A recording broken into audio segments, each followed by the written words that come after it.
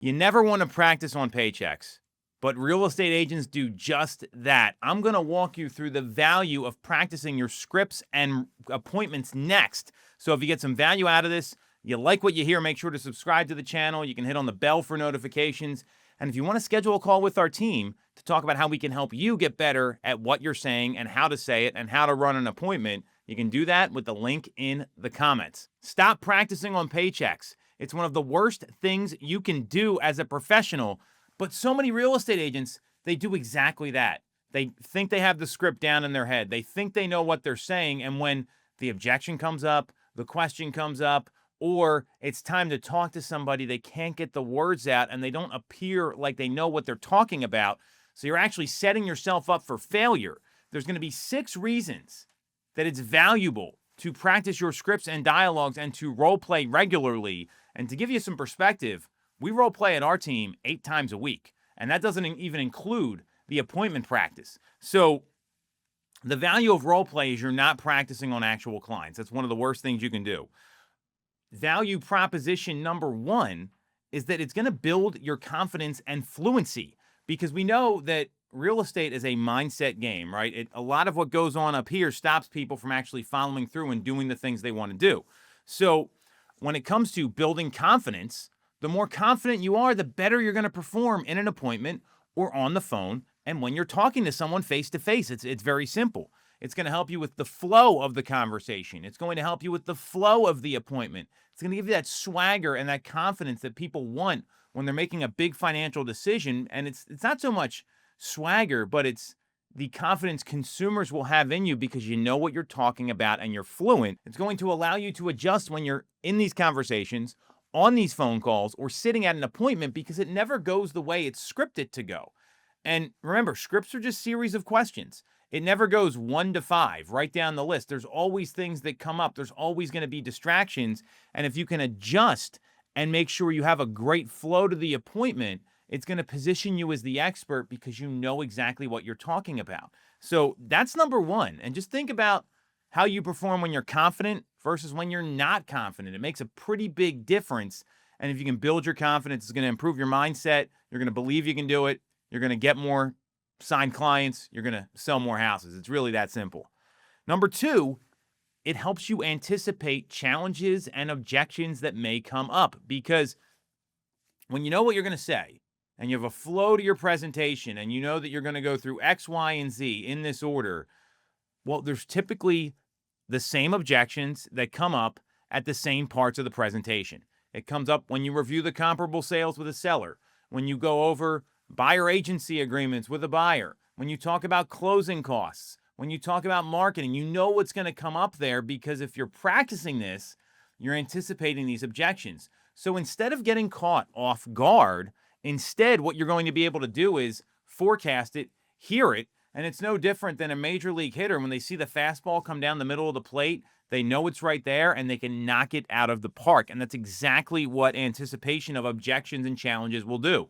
The more you practice those, the better off you're going to be. And then when you hear them, the confidence level's there and you know what to say. And because you have anticipated it, what ends up happening is that you handle it really well and you can move one step closer to moving the client ahead. That's what anticipation does, because you know what to expect. The greatest business people know what to expect when they're in the arena. Number 3 is that role play will refine your communication and your listening skills. So this is about tonality. This is about pace, pronunciation. You ever talk to someone that mumbles their way through a conversation? You can barely understand them. If they talk too fast, it kind of makes you nervous. If they don't have a positive tone and they've got a real negative sort of energy coming off of them, people are going to pick that up. And it also helps you with choice of words. There's a classic scene in the movie Tommy Boy. Nick probably knows what I'm talking about here, where they're trying to close someone on a set of brake pads. And he makes some comparison about buying a steak from a butcher and starts talking about shoving his head up the bull's ass or something like that. Do I have this right, Nick? I think so. And the first time Chris Farley tries to use this objection handler, he blows it. It's horrible. And he gets a look from the potential client that he's got 5 different heads.